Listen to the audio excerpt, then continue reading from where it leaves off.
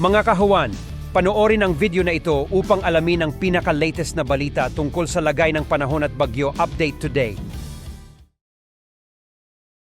Kaninang 2:30 ng madaling araw ay nakalabas na ng ating Philippine Area of Responsibility itong bagyo na ating minomonitor na may local name na Igme. At itong tropical depression na ito, latest location natin as of 4 a.m. ay sa layong 520 kilometers north-northeast ng Itbayat, Batanes. Ito ay may taglay na lakas ng hangin na malapit sa gitna na umaabot sa 55 kilometers per hour, pagbugso na umaabot sa 70 kilometers per hour. Patuloy yung paggalaw nito pahilagang kanluran sa bilis sa 35 kilometers per hour papalayo sa ating bansa. At sa kasalukuyan, malayo na ito sa ating kapuluan, wala nang direktang epekto sa atin, pero makikita natin dito sa ating latest satellite images, itong mga makakapal na kaulapan na patuloy na umiiral sa malaking bahagi ng Luzon at ng Visayas ay ang patuloy na epekto ng southwest monsoon o hanging habagat.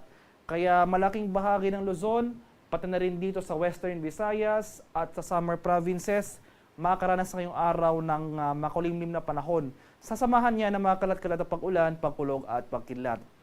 Pinakamaapektuhan ng habagat, ito yung pag-iral ng southwest monsoon, itong malaking bahagi na extreme northern Luzon. So sa Batanes, Bubuyan Islands, pati na rin dito sa western section ng northern at central Luzon, sa mga areas ng Ilocos Region at sa mga lalawigan ng Zambales at Batan. Asahan natin, since ito yung mga areas na exposed or yung pinaka-exposed sa habagat, ang mataas sa tsansa ng mga malalakas at tuloy-tuloy na pag-ulan ngayong araw. Sa nalalabing bahagi ng Visayas at buong Mindanao, makakaranas naman tayo ng maaliwalas na panahon for today, maliban na lamang sa mga tsansa ng isolated rain showers or yung mga usual na thunderstorms pagsapit ng hapon hanggang sa gabi.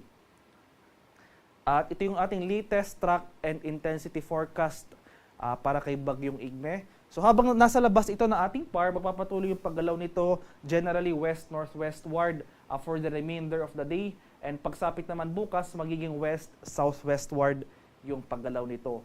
Mapapanatili ni Igme ang lakas nito bilang isang tropical depression ngayong araw, pero pagsapit bukas ay since unfavorable conditions yung location ni Igme, ay mag-weaken na ito or tuluyan ng hihina into a low pressure area. And mananatiling malayo pa rin ito sa ating bansa.